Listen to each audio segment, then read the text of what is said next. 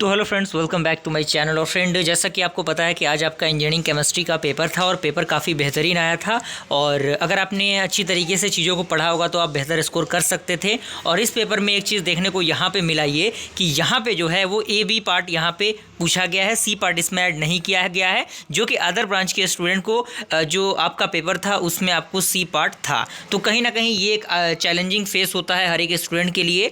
तो मैं पहले से ही कहता हूँ और अभी कहूँगा कि आरजीपीवी या कुछ भी हो सकता है, तो बस अपने आप पे फोकस करना है। डेडिकेशन और कंसिस्टेंसी के साथ आपको पढ़ने की ज़रूरत है। आइए हम लोग देख लेते हैं कि क्वेश्चन किस प्रकार से पूछे गए थे। तो पहला क्वेश्चन फ्रेंड आपका था, discuss the zeolite process for softening of water, यानी वाटर को सॉफ्ट करने के लिए जो जियोलाइट का प्रोसेस होता है वो क्या होता है, जो कि काफ़ी पॉपुलर क्वेश्चन, काफ़ी बीवीआई क्वेश्चन, जो कि आपके एग्जामिनेशन पॉइंट ऑफ व्यू से काफ़ी ज़रूरी है। और मैंने अपने वीडियो के माध्यम से भी बताया, जो भी इंपॉर्टेंट क्वेश्चन मैंने प्रोवाइड किए हैं उससे भी डायरेक्टली क्वेश्चन यहाँ पे देखने को आपको मिलेगा, जो कि जियोलाइट वाला था। और ये इस प्रकार के क्वेश्चन भी हमने अपने एग्जाम्पल के क्वेश्चन में, अपने जो इंपॉर्टेंट क्वेश्चन मैंने प्रोवाइड किया था उस क्वेश्चन में इस प्रकार के क्वेश्चन अवेलेबल थे। तो आप इस न्यूमेरिकल क्वेश्चन को भी सॉल्व कर सकते थे, यानी 14 मार्क्स तो यहाँ से आपका हो गया। अगर आपने हमारे ही इंपॉर्टेंट क्वेश्चन को, अगर सॉल्यूशन को फाइंड आउट करके कहीं से निकाल के अगर आपने सॉल्यूशन को तैयार किया होगा तो आप यहीं से 14 मार्क्स आपने प्राप्त कर लिया। आगे हम बढ़ते हैं फ्रेंड। जियोलाइट प्रोसेस के बाद आपका लाइम सोडा प्रोसेस आ गया, जो कि आपको 7 मार्क्स का पूछा गया है।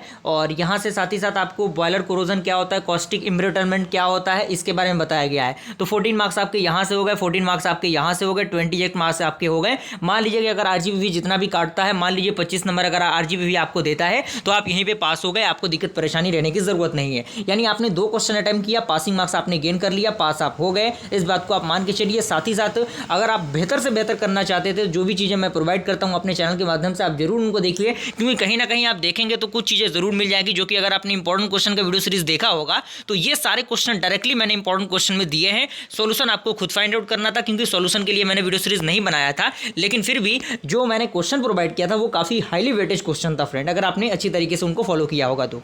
ओके, आगे बढ़ते हैं फ्रेंड। अगला है आपका लुब्रिकेंट क्या होता है और किस तरीके से उसके डायग्राम को हम बनाएंगे, क्या उसका प्रोसेस होता है, उसके बारे में बताना था। तो वो भी डायरेक्टली पूछा गया है और काफ़ी इजी क्वेश्चन पूछा गया फ्रेंड, बहुत ही इजी, बहुत ही बढ़िया पेपर। इससे बढ़िया पेपर शायद मैं किसी को भी नहीं मानता अभी तक के पेपर में। ओके, जितने भी आपके सीनियर्स के एग्जामिनेशन हुए या फिर ये एग्जामिनेशन हुए, तो ये सारे पेपर जो आपका यहाँ पे देखिए, ये flash point, fire point, viscosity index क्या होता है, इन सारी चीज़ों के बारे में आपको बताना था।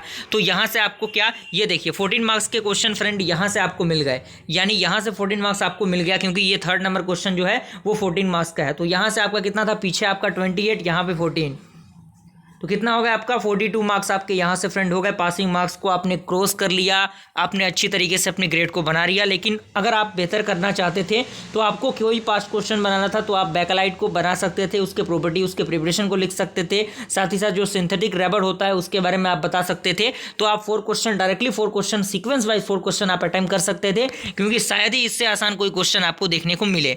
अगला क्वेश्चन आपका फेस डायग्राम के रिगार्डिंग था। फेस डायग्राम के रिगार्डिंग भी आप बना सकते थे, लेकिन फिर भी अगर नहीं बनता कोई दिक्कत नहीं। लेकिन यहाँ पे अगर शॉर्ट नोट को अगर बना लेते, क्योंकि 4 क्वेश्चन आपने अटेम्प्ट कर लिया, अब शॉर्ट नोट को आप बना लेते तो यहाँ पे आपको ट्रिपल जो पॉइंट होता है, या फिर यूरिया फॉर्मल्डिहाइड, अल्कालिनिटी क्या होता है, स्केल एंड स्लज क्या होता है, तो कोई भी 2 ही आपको लिखना था। तो अल्कालिनिटी और स्केल स्लज के बारे में आप लिख सकते थे, जो कि हमने इंपॉर्टेंट क्वेश्चन के माध्यम से आपको बताया था कि ये क्वेश्चन काफी इंपॉर्टेंट है। और यूनिट वाइज मैंने जितने इंपॉर्टेंट क्वेश्चन दिए हैं, मैंने 10-10 इंपॉर्टेंट क्वेश्चन दिए थे। मुझे पूरी उम्मीद है कि वहां से बहुत ज्यादा क्वेश्चन डायरेक्टली पूछा गया फ्रेंड। तो अगर आपने देखा होगा, चीजें समझे होंगे अगर आप, तो आप उस चीज को अच्छी तरीके से कर सकते थे। अदरवाइज और भी पेपर आपका आने वाला है, तो अगर आप चाहते हैं कि उनका भी पेपर अच्छी तरीके से ग्रो करे, अच्छी तरीके से आप उसमें भी परफॉर्मेंस करें, तो हमारे वीडियो सीरीज को देखना ना भूलिएगा। प्लेलिस्ट बना हुआ है हर एक सब्जेक्ट के रिगार्डिंग, आप प्लेलिस्ट को एक्सेस कीजिए, प्लेलिस्ट के सेक्शन में जाके। साथ ही साथ टेलीग्राम ग्रुप में भी आप जुड़ जाइए, ताकि जो भी नोट्स वगैरह अगर आपको एक्सेस करना है इन फ्यूचर तो आपके लिए बेहतर होगा। और आपका ब्रांच सीएस है तो ये चरण आपके लिए बेस्ट है, क्योंकि आने वाले कुछ दिनों के अंदर हम बेहतर से बेहतरीन कंटेंट आप तक प्रोवाइड करने की पूरी कोशिश कर रहे हैं। बस आपका सपोर्ट और प्यार की जरूरत है। इसी तरीके से अपने सपोर्ट और प्यार को हमारे चैनल के माध्यम से दिखाइए,